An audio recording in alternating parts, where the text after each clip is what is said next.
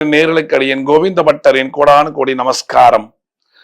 சிவன் கோவில்லையும் சரி பெருமாள் கோவிலையும் சரி செல்பவர்கள் புண்ணியத்தையோ ஏதாவது ஒரு பிரார்த்தனையை வைத்துக் கொண்டுதான் போகிறோம் இல்லையா? அப்ப போகும்பொழுது இந்தந்த விஷயங்களை செய்யக்கூடாது, செய்தால் உங்களது பிரார்த்தனைகள் நிறைவேறாது. என்னடா நெகட்டிவா பேசுறேன்னு பார்க்காதீங்க, இந்த விஷயங்கள் நீங்க கரெக்டா எடுத்துக்கோங்க. சிவன் கோவிலுக்கு நான் சொல்றேன் எப்படின்னு. ஒரு பிரார்த்தனையை வைத்துக்கொண்டு சிவன் கோவிலுக்கு போகிறோம், ஒரு பிரார்த்தனை வைத்துக்கொண்டு சிவன் கோவிலுக்கு செல்கிறோம். சிவன் கோவில்ல அபிஷேகத்தை கொடுக்குறேன், அன்னதானம் போடுறேன், அன்னைக்கு நாங்க தான், அதனால என்ன இருந்தாலும் என்னுடைய பிரார்த்தனை நிறைவேறும் அப்படின்னு நினைச்சுக்கிட்டு அங்க விபூதி வாங்காம வர்றது.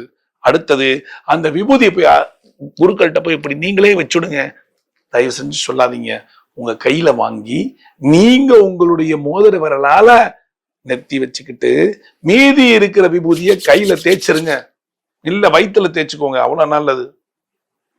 வயிற்றுல கழுத்துல இப்படி கழுத்துல தேய்ச்சிக்கோங்க, அவ்வளவு நல்லது. ஒண்ணு. ரெண்டாவது, ஒரு கோவில்ல சிவபெருமானுக்கு மட்டும்தான் நான் அபிஷேகம் பண்ணேன், அந்த சிவபெருமானை மட்டும்தான் சேவிப்பேன், பாக்கி பேரெல்லாம் நான் கும்பிட மாட்டேன்னு இருக்கக்கூடாது.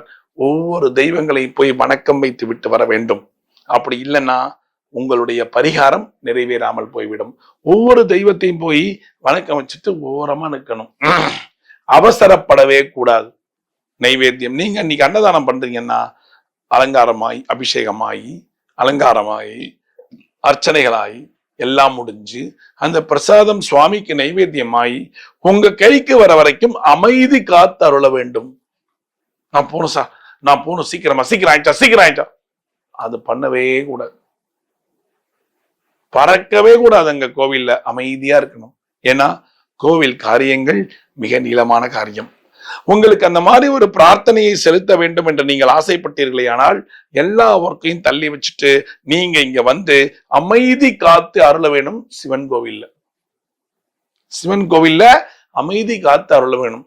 அதுக்கப்புறமா அந்த பிரசாதம் வந்தோடனே அந்த பிரசாதத்தை எல்லாருக்கும் கொஞ்சம் கொஞ்சம் கொடுத்துட்டு நீங்க கொஞ்சம் வீட்டுக்கு கொண்டு வரணும். எனக்கு வீட்டுக்கு வேணாம், வீட்டுல யாரும் சாப்பிட மாட்டாங்க, நான் கொண்டு வர மாட்டேன்னு சொல்லக்கூடாது. வீட்டுல கொஞ்சோண்டு கொண்டு உங்க டேபிள் மேல இருந்தாதான் அந்த சிவனுடைய கடாட்சம் அங்க இருக்கும். யாராவது வருவாங்க வீட்டுக்கு, ஒரு ரூபா கொடுங்க, இல்ல சாயங்காலம் போல நீங்க வாயில எடுத்து போட்டு சாப்பிட்டுருங்க. அதே மாதிரி அந்த கோவிலை விட்டு வரும்பொழுது வெளியில வந்துடணும். நின்று ஒரு நிமிஷம் சிவபெருமான தியானம் பண்ணிட்டு அந்த ராஜகோபுரத்தினுடைய படியை தொட்டு கண்கள்ல சேவித்து விட்டு நன்றி சொல்லிவிட்டு வீட்டுக்கு வந்துடணும். இது சிவன் கோவில்ல. பெருமாள் கோயில் போறீங்க, அன்று என்னுடைய உபயம்தான், அபிஷேகம் கொடுத்திருக்கேன், திருமஞ்சனம் கொடுத்திருக்கேன், பிரசாதம் கொடுத்திருக்கேன் அப்படின்னாலும் நீங்கள் அந்த திருமஞ்சனத்தை கண்குள்ள பார்க்க வேண்டும், கண் குளிர பார்க்க வேண்டும். அந்த அபிஷேகத்தை பார்த்து அதுல வரக்கூடிய தண்ணியை புரோக்ஷனம் செய்து திருமஞ்சனம் முடிகிற வரைக்கும் நீங்க உட்கார்ந்து இருக்க வேண்டும். அங்கேயும் அவசரப்படவே கூடாது. இன்னைக்கு அபிஷேகத்துக்கு நீங்க பணம் கட்டிருக்கீங்கன்னா முன்றுல உட்கார்ந்து நல்லா அப்படியே பார்த்து ரசிங்க.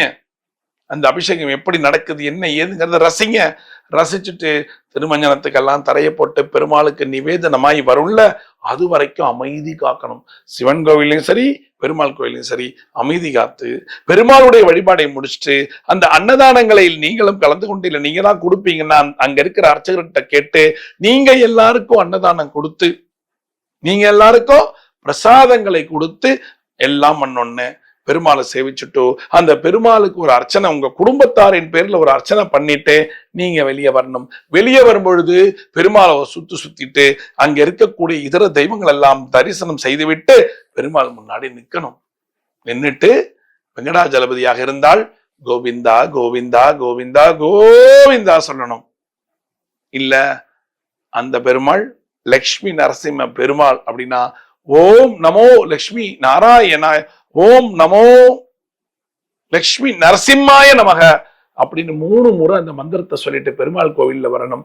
அதுக்கு அடுத்தது இல்ல நான் மகாலட்சுமிக்குத்தான் நான் அபிஷேகம் கொடுத்திருக்கேன், அன்று மகாலட்சுமி தான் அபிஷேகம்னா 2 கைகளையும் தூக்கி தாயாரே ஓம் நமோ மகாலட்சுமியே நமக, தாயாரே எனக்கு அருள் புரிவாயாகன்னு சொல்லிட்டு அப்படியே ஒரு சுத்திட்டு எல்லாரையும் பார்த்துட்டு அலங்காரம் முடிகிற வரைக்கும் இருந்து அந்த பெருமாளை தரிசனம் செய்து விட்டு நீங்க அப்படியே வெளியே வரும் பொழுது அந்த கோவிலிலே ராஜகோபுரம் இருந்தா அந்த ராஜகோபுரத்து வாசலை தொட்டு கண்ணில் ஒத்திக்கிட்டு அந்த ராஜகோபுரத்தை ஒரு பார்வை பார்க்கணும். நேர கை கூப்பி கொண்டே பார்த்துட்டு நீங்கள் திரும்பி வீட்டுக்கு வந்துருங்க.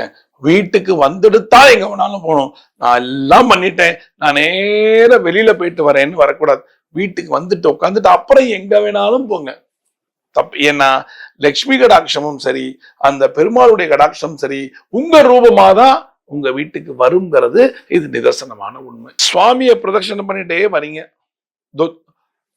துவதஸ்தம்பம்ங்கிற கொடி மரத்துக்கிட்ட ஒருத்தர் நின்று சேவிச்சுக்கிட்டு இருக்காருன்னு அவருக்கு குறுக்கால போறது. அப்புறம் 2 தம்பதிகள் இருக்கும்பொழுது அவங்க குறுக்க நடுவுல நின்று சேவிக்கிறது, இதெல்லாம் பண்ணக்கூடாது. அவங்கள எக்ஸ்கியூஸ் மீ கொஞ்சம் உங்க ஹஸ்பண்டோட போய் நில்லுங்கன்னு சொல்லிட்டு நீங்க விழுந்து சேவிக்கணும். அதே மாதிரி நீங்க தம்பதியா போனீங்கன்னா புருஷன் ஒரு நாள் ஒரு சைடு, ஹஸ்பண்ட் ஒய்ஃப் அந்த பக்கம் சேர்ந்து சேவிங்க. சேர்ந்து சேவிக்கணும். தம்பதியா போனா சேர்ந்து சேவிக்கணும். ஒருத்தர் முன்னாடி ஒருத்தர் பின்னாடி சேவிக்க கூடாது. ஏன்னா 2 பேருக்கும் ஒரு சேர பெருமாளுடைய ஆசீர்வாதம் கிடைக்கும் என்பது நிதர்சனமான உண்மை. இதெல்லாம் நீங்க ஒவ்வொரு கோவில்லையும் ஒழுங்காக செய்து வர உங்களுக்கு அவ்வளவு நன்மைகள் நடக்கும். அதே மாதிரி தயவு செய்து கோவில்ல போய் கதைகள் பேசாதீங்க. உங்களுக்கு எதுவுமே இல்லையா, கண்ணை திறந்துட்டே அந்த அபிஷேகம் ராம ராம ராம ராம ராம ராம ராம ராம ராம ராம ராம ராம் ராம் ராம் ராம் சொல்லிட்டே இருங்க.